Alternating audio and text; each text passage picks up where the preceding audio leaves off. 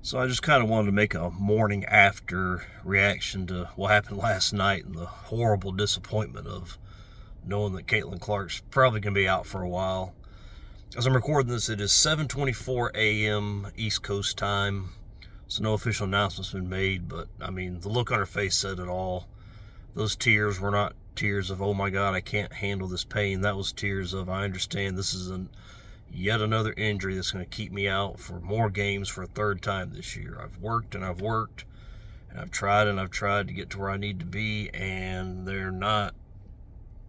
I mean, I'm going to have to miss some more time. And she doesn't want to. She wants to be out there and playing, and it's just tough, you know. And I watched a lot of the other videos from the people who I love, you know, Ben Daniel, Rhodes, Chicks Dig Cigars, Angry Sports Fan, Robin Lundberg. And it's just, we all seem to have the same reaction, you know. I mean, there's a bit of anger because it's like, you know, why have they allowed to do this? You know, there's just feeling so bad for Caitlin. I mean, this is what she's out here trying to promote this league. She wanted to be a WNBA player from the time she was 8, 9, 10. Wanted to be Maya Moore. And, I mean, you talk about a marketing gold mine. She's done nothing but glorify and promote this league. And she still gets just shit all over. And I don't get it. And it's just, but most of all, I think we're just like, how? Why? Why is this going on? Why has this been allowed to go on? Why was this garbage officiating allowed to happen? You know, it's like Sophie Cunningham gets very blatantly elbowed in the head. I think it's about the same number 47 that her and JC Sheldon took turns just bumping and hand checking and hacking Caitlin all game for no fouls. There were no fouls called when Sophie got elbowed in the head. Sophie at one point was driving baseline, and JC Sheldon, the absolute no talent hack, just body checked her out of bounds. Not only was there no foul called, Sophie Cunningham got credited with a turnover for dribbling the ball out of bounds after being body checked. Can JC Sheldon do anything except body check? Have I mentioned she is my sole argument for against expansion of the WNBA? I mean, you just have to. Why? I mean, you're just going to dilute this already diluted talent pool, which happens for a reason, which I'll probably talk about later, but it's kind of to get some, you know, now that I've had a chance to kind of sleep it off, I feel like I understand it even less.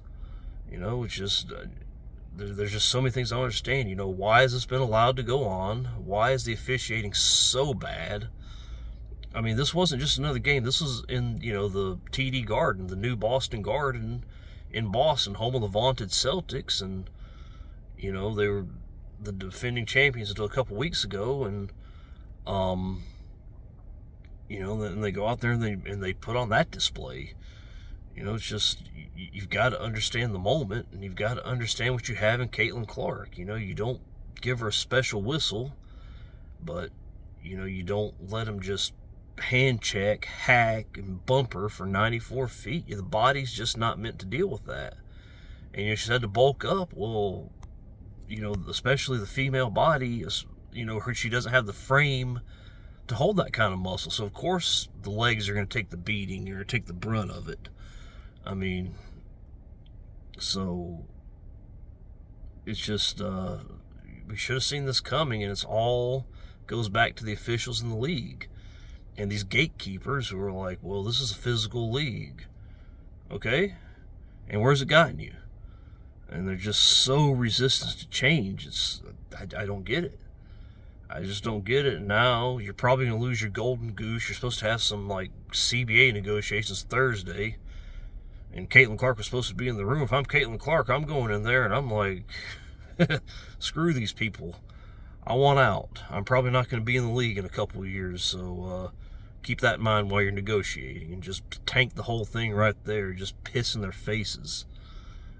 You know, it's just, you got to do that. And, you know, Indiana plays the New York Liberty tonight at the Barclays Center in Brooklyn, and, I mean, quite honestly, I'm just wondering, I mean, I'm pretty sure I'm not going to watch the game.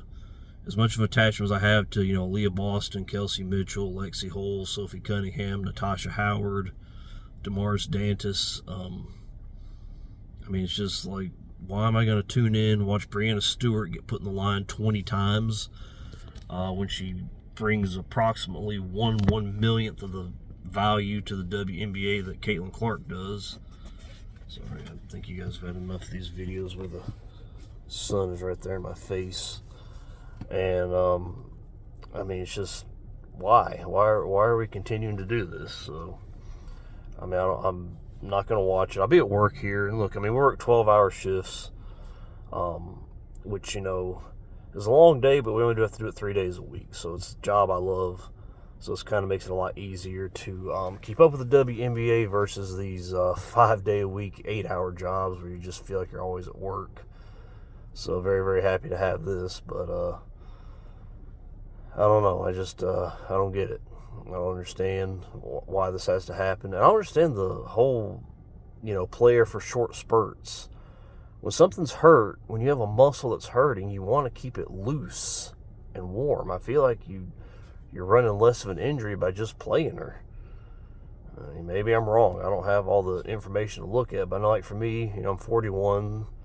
I was a paramedic. I'm still a paramedic, but I mean, I worked in the ambulance for a long time, which means my lower back's a pile of trash. And, you know, last year I went to the local dump with Mom to help her throw away some clutter, including like old TVs and stuff. While I'm at the dump, one of the people there grabs me by the back and starts pulling me towards the dumpster. I ask him, "What are you doing?" He says, "Well, I'm trying to throw this pile of trash in the dump where it belongs." I said, "That's my back, dude."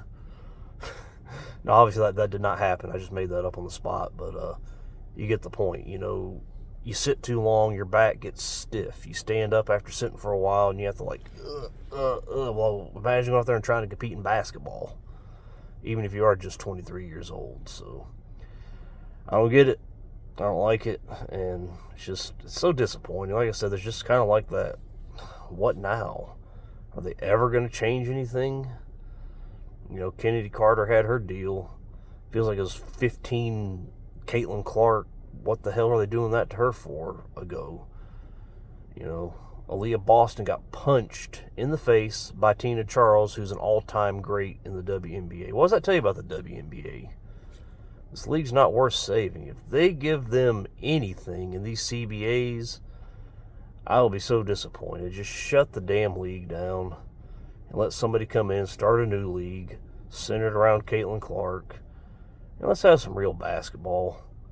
That's all the hell I ask. Just let's have some real basketball.